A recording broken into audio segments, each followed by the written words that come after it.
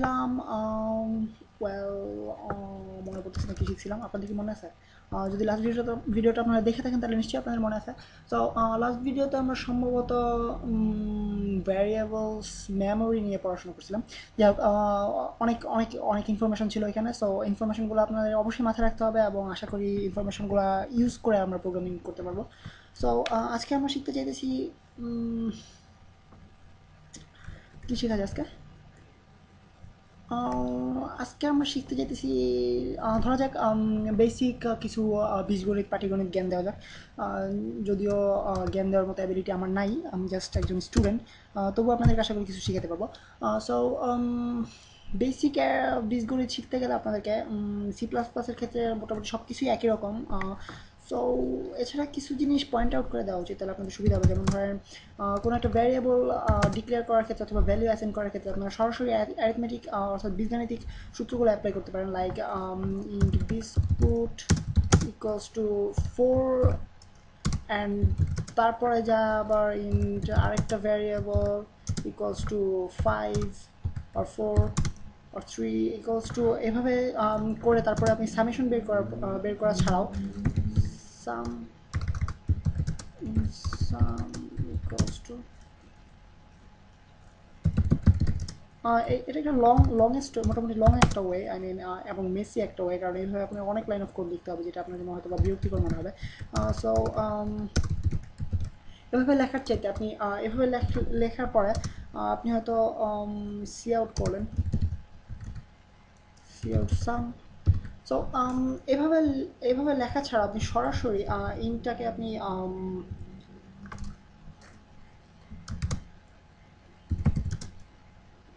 সরাসরি আপনি value assign করে দিতে পারেন বেসিক বীজগাণিতিক সূত্রগুলো অ্যাপ্লাই করে। Like int x into result equals to 4 + 3। So আমরা দেখতে পারবো যে দুইটা ভ্যালু মোটামুটি একই, দুইটা ভ্যালু একই আসবে। আলাদাভাবে ডিক্লেয়ার করার, আলাদাভাবে অ্যাসাইন করার পরে এগুলো যোগ করলে অথবা সরাসরি অ্যাসাইন করে সরাসরি যোগের মাধ্যমে অ্যাসাইন করা দুটো ভ্যালু একই রকম আসবে। দেখে যাক, ওকে, রান করা যাক প্রোগ্রামটা। ওকে,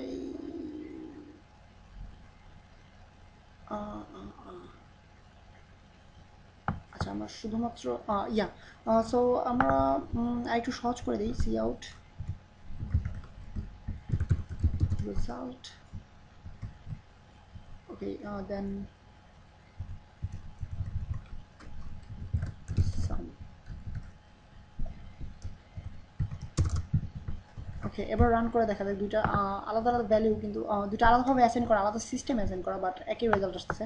রেজাল্ট 7 অর্থাৎ আপনি একই সাথে অ্যাসাইন করে দিতে পারেন বীজগাণিতিক সূত্রগুলো অ্যাপ্লাই করা, অথবা আপনি আলাদাভাবে অ্যাসাইন করে তারপর বীজগাণিতিক সূত্রগুলো অ্যাপ্লাই করতে পারেন।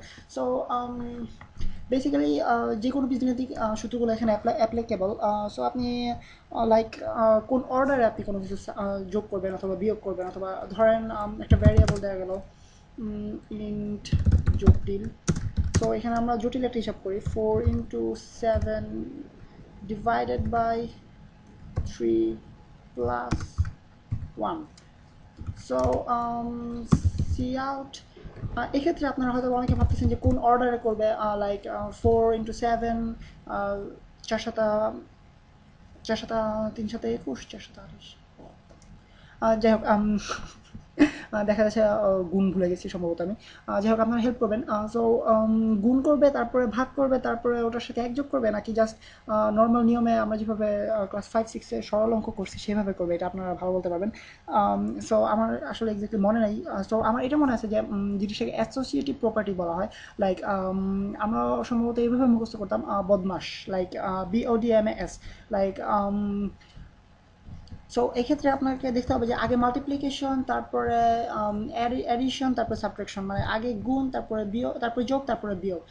আর যদি ব্র্যাকেটের মধ্যে থাকে তাহলে সেটা সবার আগে হিসাব করা, আগে কাউন্ট করা হবে। সো C++-এ যেহেতু এই প্যারেন্থেসিসগুলোর অর্থাৎ এই ব্র্যাকেটগুলোর আলাদা ভ্যালু আছে, সো শুধুমাত্র আমরা এই প্যারেন্থেসিসগুলো ইউজ করতে পারবো, আই মিন এই ব্র্যাকেটগুলো ইউজ করতে পারবো যোগ বিয়োগ গুণ ভাগের ক্ষেত্রে। লাইক আপনি যদি আগে এটাকে সিলেক্ট করে দেন তবে এটা অবশ্যই আগে গুণ হবে, তারপর এটা ভাগ হবে, তারপর যোগ হবে। সো আপনারা বুঝতে পারতেছেন করতেছেন যে নর্মাল বীজগাণিতিক সূত্রগুলো এখানে অ্যাপ্লিকেবল। সো দেখা যাক আমরা অ্যাপ্লিকেবল কি না, অথবা অ্যাপ্লিকেবল হয় কি না অথবা হয় না। সো 4 × 3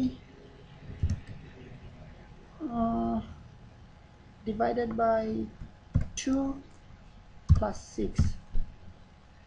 সো সি আউট করার মাধ্যমে আমরা দেখতে পাইতেছি result 12। So 3 × 4 = 12 divided by 2 6 plus 6 12।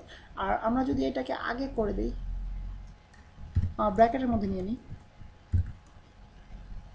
তাহলে রেজাল্টটা টোটালি ডিফারেন্ট হয়ে যায়। জাস্ট নর্মাল বীজগাণিতিক নিয়মে ব্র্যাকেটের ভিতরেটুকু আগে কাউন্ট করা হয়েছে, লাইক 6 + 2 8, দেন 4 × 3 12, 12 ডিভাইডেড বাই 8 সমান 1 পাওয়া গেছে। সো আমরা এখানে একটা কোয়েশ্চেনের মুখোমুখি আসতেছি যে 12 ডিভাইডেড বাই 8 সমান টোটালি একটা ইন্টিজার না, বাট যেহেতু এখানে আমরা জটিল ভ্যারিয়েবলটাকে একটা ইন্টিজার ধরে নিয়েছি, অতএব এখানে শুধুমাত্র ইন্টিজারই আউটপুট হবে। সো আমরা যদি শুধুমাত্র আউটপুটটা আমরা যদি শুধুমাত্র ভাগ শেষটাকে পেতে চাই, লাইক 8 8 12কে 8 দিয়ে ভাগ করলে থাকে 4 ভাগ শেষ থেকে যায়। সো আমরা ভাগ শেষটাকে যদি পেতে চাই, তাহলে আমাদেরকে আরেকটা নতুন অপারেটর ইউজ করা শিখতে হবে, সেটা হচ্ছে মডুলাস। আই মিন পার্সেন্টেজ মিন করার জন্য আমরা যেই সাইনটা ইউজ করে থাকি সেটা ইউজ করতে হবে। সো আমরা দেখি এটা ইউজ করার মাধ্যমে কী পাওয়া যায়।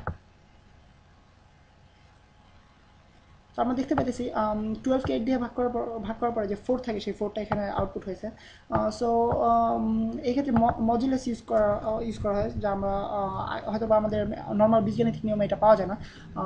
সো মোটামুটি এইটুকু জানা থাকলেই বেসিক বীজগাণিতিক সূত্রগুলো C++ এর ক্ষেত্রে অ্যাপ্লাই করা যাবে আশা করি। হয়তোবা এর চাইতে অনেক বেশি জানে এরকম ভাইরা এই ভিডিওটা দেখতেছেন, তো তাদের কাছে সরি বলে নিতেছি বিরক্ত করার জন্য। প্লাস আপনারা চাইলে ভিডিওটা স্কিপ করতে পারেন। সো পরবর্তী ভিডিওতে আপনাদের সাথে